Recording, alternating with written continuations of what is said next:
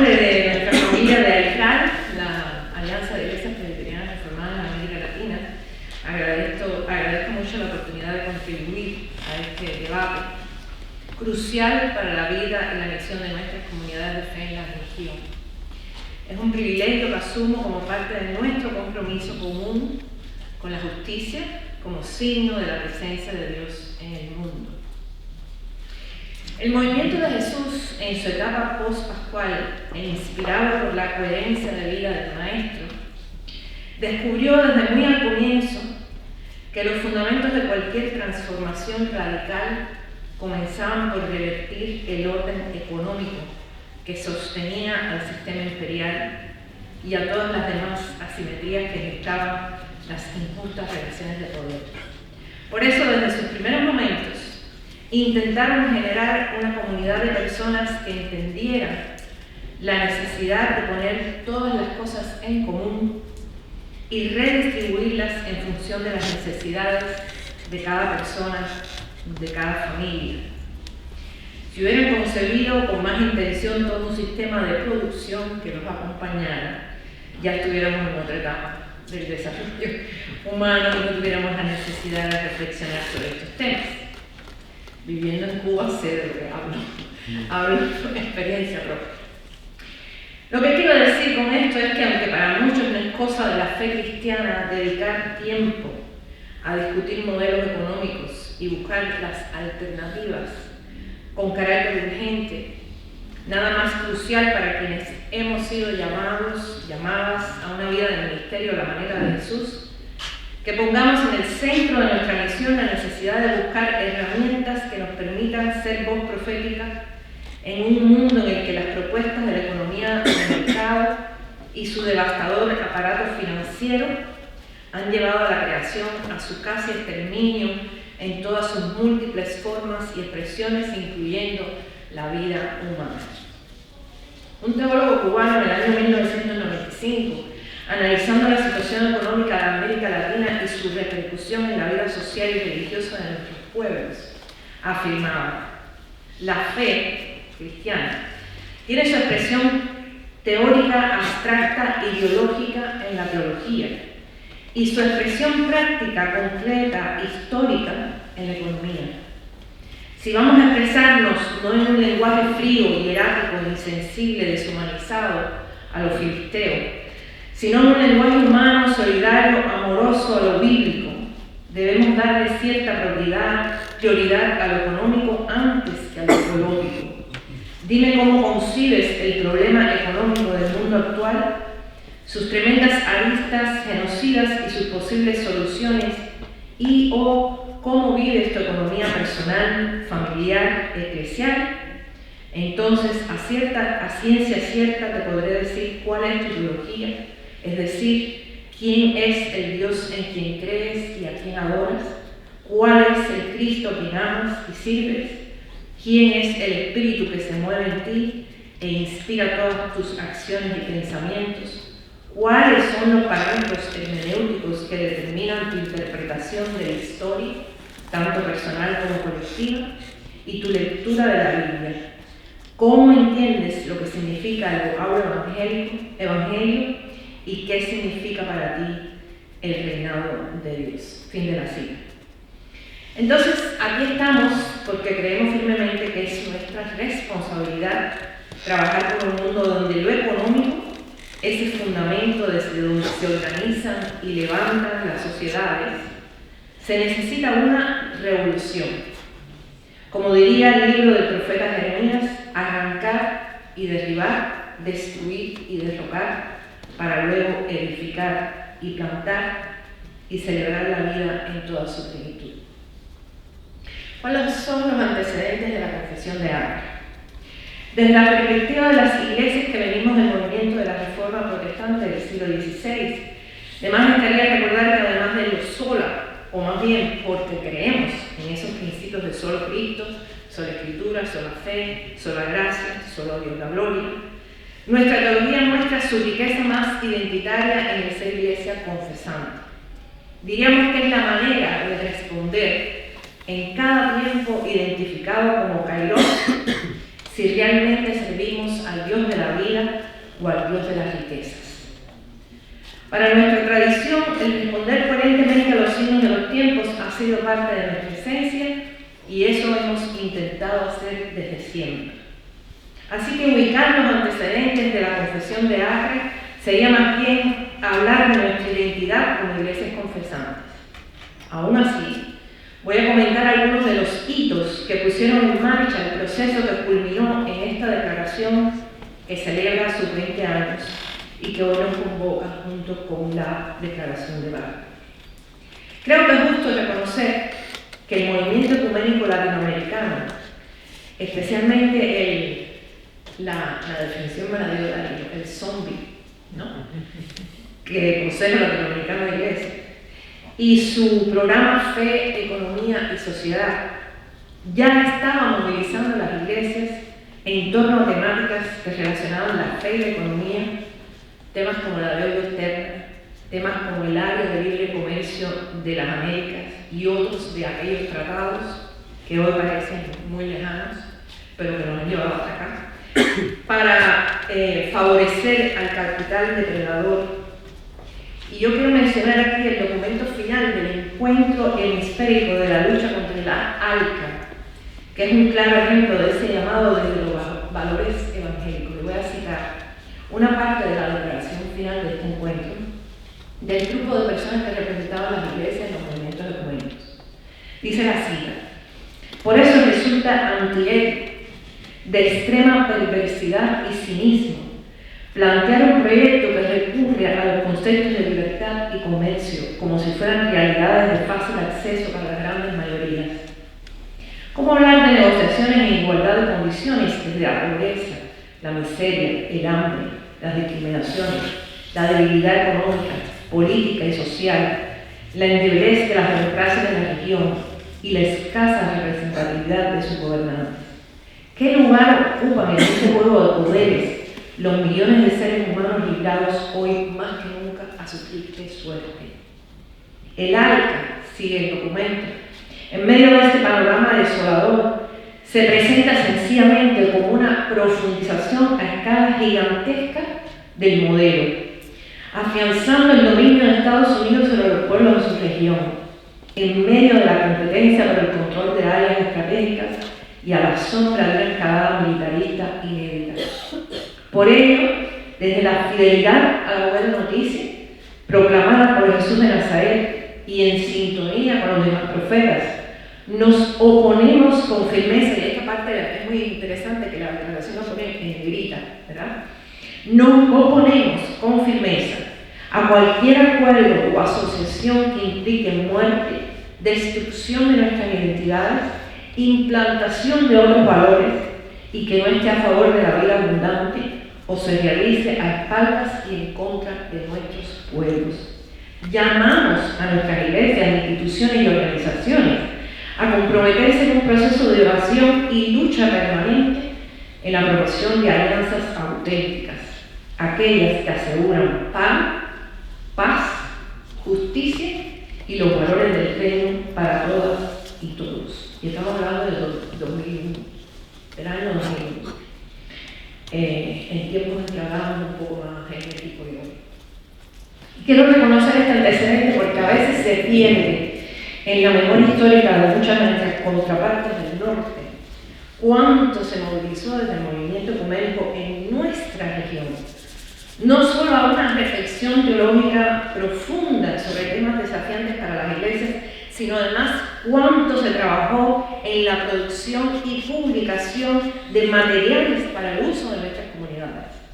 Por ejemplo, estoy solamente poniendo un ejemplo, la articulación con Pan para Todos y el CLAI a través del programa Fe, Economía y Sociedad para impulsar en aquel momento el diálogo global con los sectores financieros en América Latina. Se crearon además instancias como el Grupo de Trabajo para el Diálogo con las Iglesias, miembros del Consejo de Iglesias de Europa, que al menos contribuyeron para el reconocimiento de las diferencias entre prioridades temáticas para las iglesias en cada región y la necesidad de confesar cómo ellas se convierten en cómplices de su propia ideología dominante y lo reflejan en su manera de reproducir las identidades con las que también funciona el movimiento ecuménico a nivel global.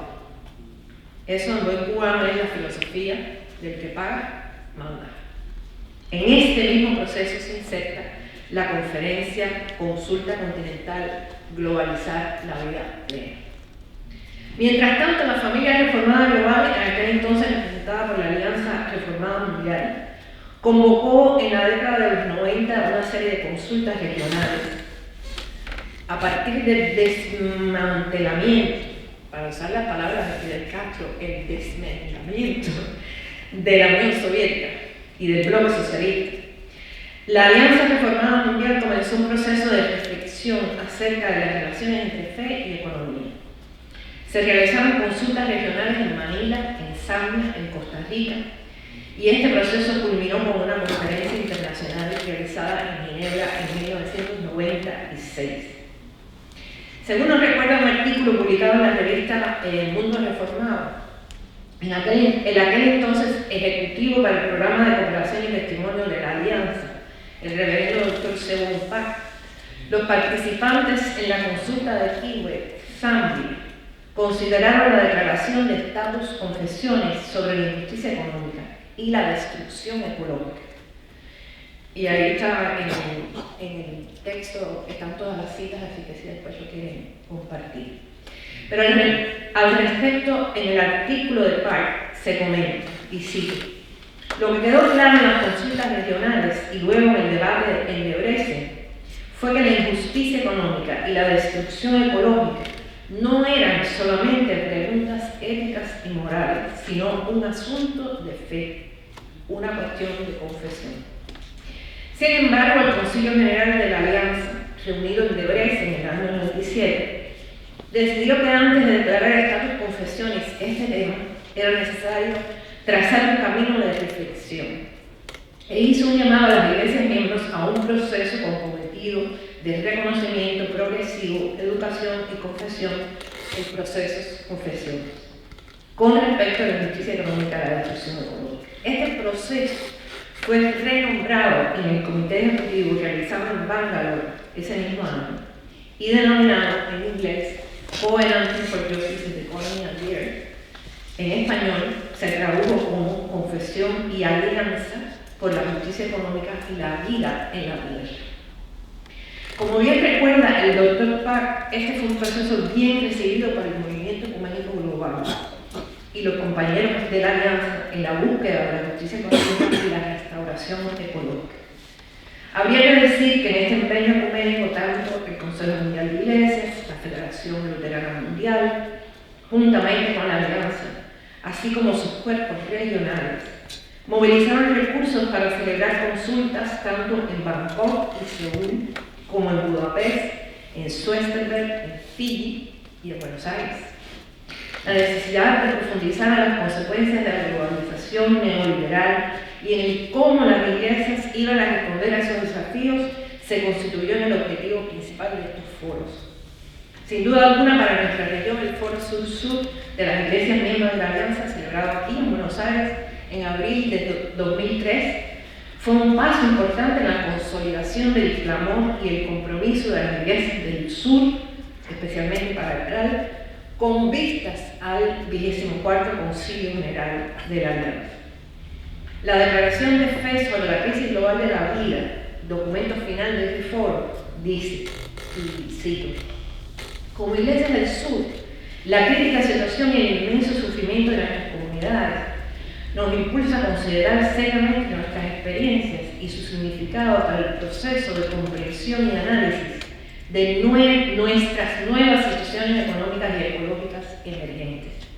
El compartir de nuestras experiencias de sufrimiento y la reflexión sobre nuestra fe nos llevó a realizar una declaración de fe en este camino hacia la 24ª Asamblea General de la Alianza en Accra en 2004 y más allá de la misma.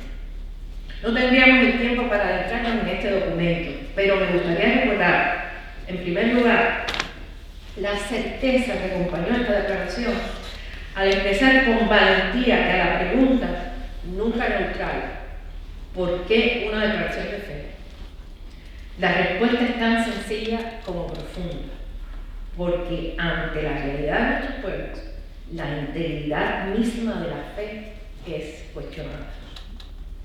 En segundo lugar, hay otro elemento que quiero destacar sobre este documento final, es el compromiso. Hicieron un compromiso por la vida, hermoso, un hermoso compromiso que voy a leer solamente en algunos momentos para ahorrar un poquito de tiempo, pero está completo en el documento. En respuesta al Dios que libera y que hizo un pacto a favor de la vida con la creación entera, declaramos el siguiente compromiso por la vida de la comunidad de la creación entera. Dios de vida, tú eres nuestro Dios que nos libera de todo sistema de opresión, exclusión y explotación. Número 1. No haremos de Mamón nuestro Dios acumulando poder y riqueza. No nos haremos ningún ídolo adorando la efectividad de nuestros logros. No haremos ningún uso perverso del nombre del Señor Dios llamando política cristiana a la implementación del mercado de acumulación de riquezas y las guerras imperiales. Y voy a citar los últimos 3. No permitiremos los multiformes hurtos por parte de actores económicos y financieros. No nos aprovecharemos del sistema legal para nuestro beneficio personal, sino para promover los derechos económicos y sociales y culturales de todas las personas. Y por último, no respaldaremos la ambición de acumulación ilimitada, privando a nuestros prójimos de sus medios de producción, de su ingreso, de manera que todas y todos puedan vivir en dignidad en la tierra rica y hermosa de Dios. Fin de la cita.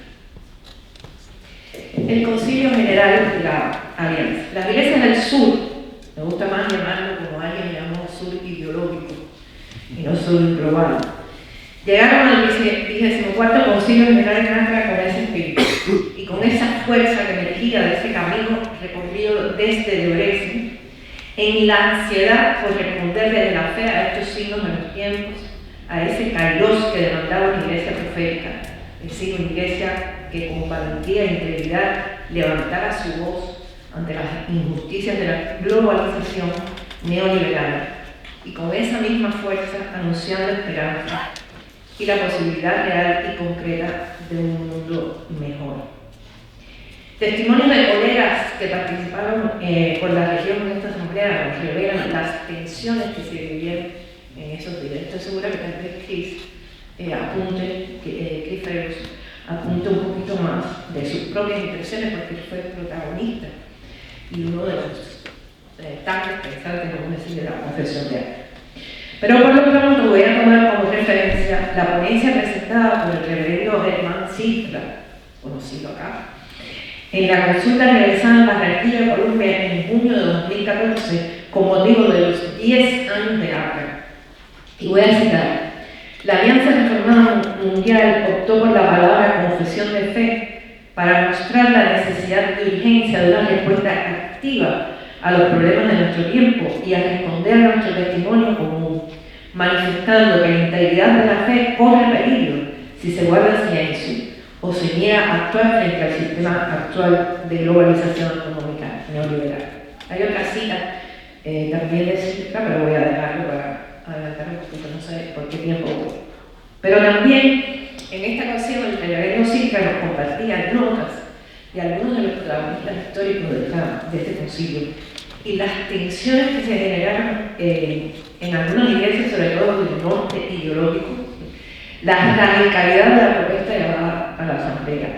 Después que una comisión de 8 personas con una serie de asesores elaborara un borrador para ser sometido a la asamblea.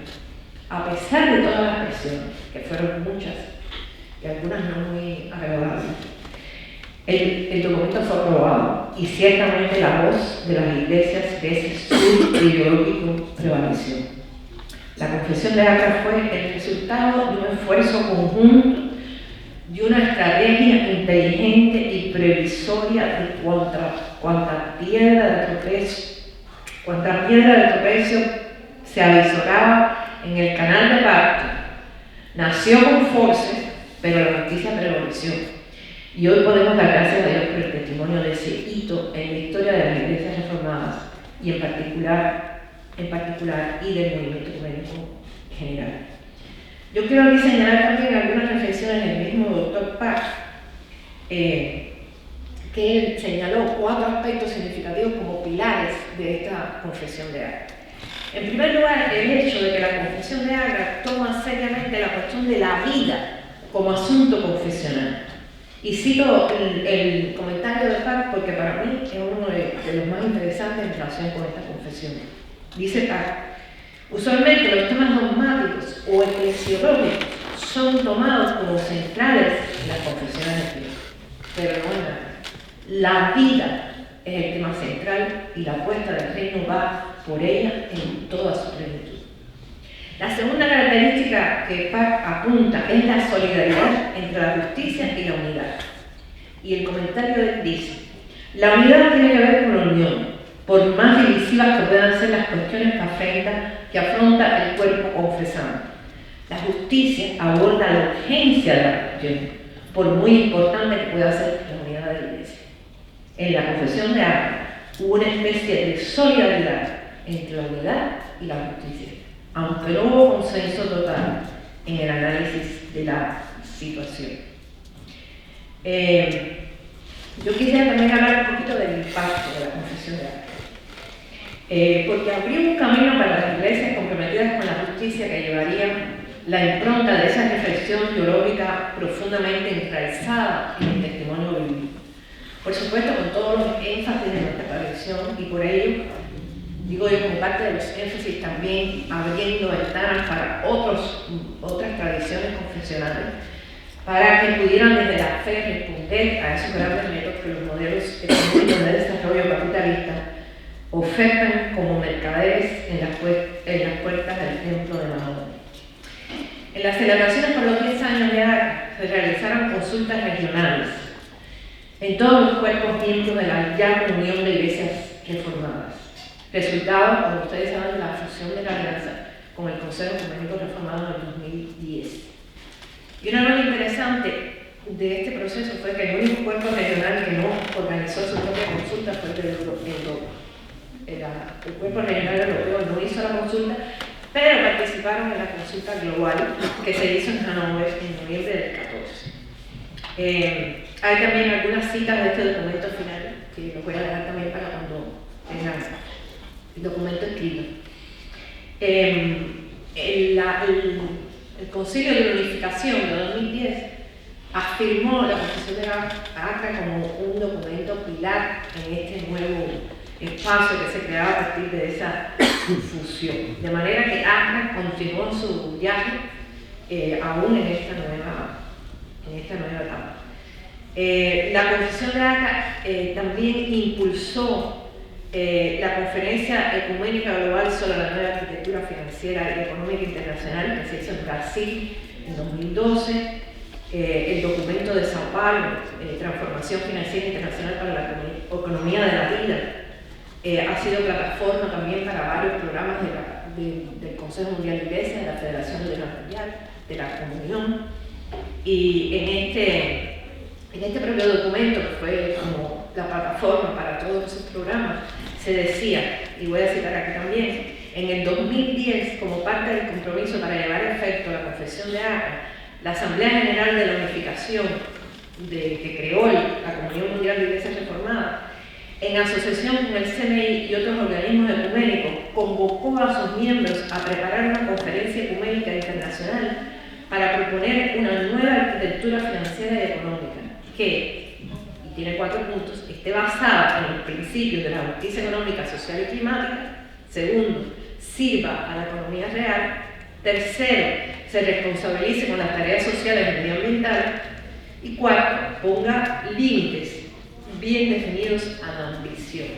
Esto también está tomado de la declaración. Y ya me voy a mover a las conclusiones para que no se abusen. La confesión de Agra es y seguirá siendo un instrumento para la incidencia, tanto hacia el interior de las iglesias como desde las iglesias en su compromiso con las realidades en las que diseña y ejercita su misión. Y bueno, tenemos 3 días para continuar conversando y profundizando en sus implicaciones de confesiones que nos desafían en tiempos tan convulsos como los que estamos viviendo. Y solo quiero terminar concluyendo con esta presentación con 3 provocaciones, más que cualquier otra cosa, que desde mi perspectiva se deberían añadir a nuestras conversaciones y que tal vez la confesión de ACNA no logró abordar con precisión por la urgencia de la respuesta a las realidades de aquellos momentos. La presento porque el mundo de hoy no es el de hace 20 años, ni siquiera el mundo de hace 5 años. El capitalismo sigue portando su esencia, su opción antivida, pero se presenta con otros rostros, otros instrumentos de manipulación ideológica, otras máscaras, otras prioridades. Es decir, por ahí voy a dejar que estos puntos con certeza de que no son los únicos, pero son presupuestos teológicos que pudieran tener un abordaje interesante en este nuevo siglo. Pensando que en este evento, y ya lo he estado escuchando, lo he estado sintiendo, estamos intentando colocar una de esas hermosas piedras de testimonio que utilizaban nuestros ancestros para marcar los hitos en la historia del pueblo de Dios. Y quiero levantar este primer punto como el derecho de todo ser humano al trabajo creador. Y voy a citar la confesión de fe de la Iglesia Presbiteriana en Cuba. Permítame, yo le dije a Darío, nosotros los cubanos somos los argentinos del Caribe, entonces siempre me gusta decirlo así. La confesión de fe de 1977 de la Iglesia Presbiteriana en Cuba dice: las Escrituras nos enseñan que el ser humano se caracteriza por ser ecónomo de todas las cosas, el mayordomo de Dios. Y más adelante dice: la responsabilidad de crear bienes y administrarlos es el primer derecho de todo ser humano, el principio esencial de su espiritualidad. La Iglesia enseña que todos y cada uno de los seres humanos ha de compartir responsablemente el ejercicio mutuo de ese derecho. Violar ese derecho es el primer atentado contra la dignidad y el decoro humanos. Y hay otros elementos dentro de la confesión que hablan de eso. Pero yo creo que esta afirmación, que aunque viene de un contexto muy específico, Cuba en los años 70, en la década de los 70, pero desde mi punto de vista levanta una cuestión fundamental desde lo teológico, puesto que una de las grandes injusticias que generan los supuestos modelos de desarrollo de hoy en día son las altas tasas de desempleo o subempleo, por un lado. Y para mí, el más peligroso de todos, el paradigma del ocio como propuesta ideal de la realización plena de los seres humanos. No hacer nada es lo máximo. Es el non plus ultra de la buena vida. No hacer nada, ni crear nada, ni producir nada, solamente consumir. Exactamente. El segundo tema tiene que ver con el contenido de cualquier propuesta alternativa que no puede ignorar la necesidad de una construcción comunitaria e inclusiva. La mayoría de las alternativas propuestas consideradas hoy llevan el sello de una visión androcéntrica y patriarcal cuyos criterios de verificación no son plenamente incluyentes.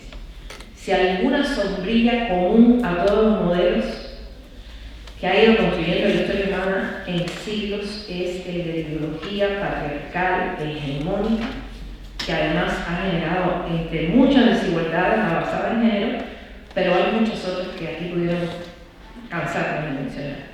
Es un tema que aunque hoy se visibiliza un poco más que antes, en las pocas alternativas que se han ido generando de los movimientos sociales, todavía no se toma con la seriedad y la dignidad que merece. Mucho menos las iglesias y aún en el muy liberal movimiento ecuménico.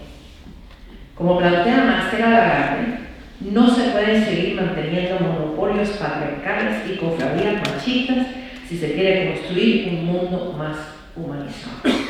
La normatividad patriarcal es, en última instancia, el soporte ideológico común a todos los modelos de desarrollo y diseños económicos y financieros. De hecho, es, en última instancia, la responsable de la depredación a la que hemos llevado no solo la naturaleza, sino la esencia misma de nuestra humanidad. No estoy diciendo que la equidad de género es la solución de todas las injusticias que deambulan por el mundo hoy, pero sin duda se levanta como una herramienta para el desmontaje de la ideología hegemónica patriarcal y por tanto la deconstrucción de los modelos de desarrollo basados en la competencia y no en la solidaridad. Por último, quiero señalar un tema que también necesita una reflexión urgente desde la teología y que es inherente a toda propuesta ideológica del mercado y que da forma a la categoría de imperio que hoy se intenta evadir en muchos espacios de discusión ecuménica. Necesitamos una sistemática articulación de las razones por las cuales como cristianas y cristianos no podemos entrar en diálogo con el imperio. Como diría yo, un sobrino, hay que desarrollar una espiritualidad del antiimperialismo, porque no basta hablar de capitalismo para describir la injusticia y la violencia que se han instalado casi endémicamente en nuestro mundo. Por eso creo que es crucial retomar la reflexión teológica en torno a la vocación profética de la Iglesia. Sin duda tenemos un gran reto por delante y debemos estar conscientes que nos enfrentamos a una tarea riesgosa y atrevida porque nos estamos enfrentando a los poderes del mal revestidos con el glamour del nuevo siglo. Tendríamos que retomar el gran dilema del pueblo de Dios a las puertas de la tierra prometida que Acra muy oportunamente nos recuerda, y voy a citar el pasaje de Deuteronomio. Este mandamiento que yo te ordeno hoy no es muy difícil para ti ni está fuera de tu alcance. No está en el cielo para que diga quién subirá por nosotros al cielo para traérnoslo y hacérnoslo oír a fin de que lo guardemos. Ni está más allá del mar para que diga quién cruzará el mar por nosotros para traérnoslo y para hacernos oír a fin de que lo guardemos.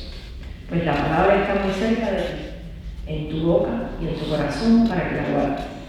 Mira, yo he puesto delante de ti la vida y el bien, la muerte y el mal, pues te ordeno hoy amar al Señor tu Dios, andar en sus caminos y guardar sus mandamientos. Al cielo y la tierra pongo hoy por testigos contra vosotros, de que he puesto ante ti la vida y la muerte, la bendición y la maldición.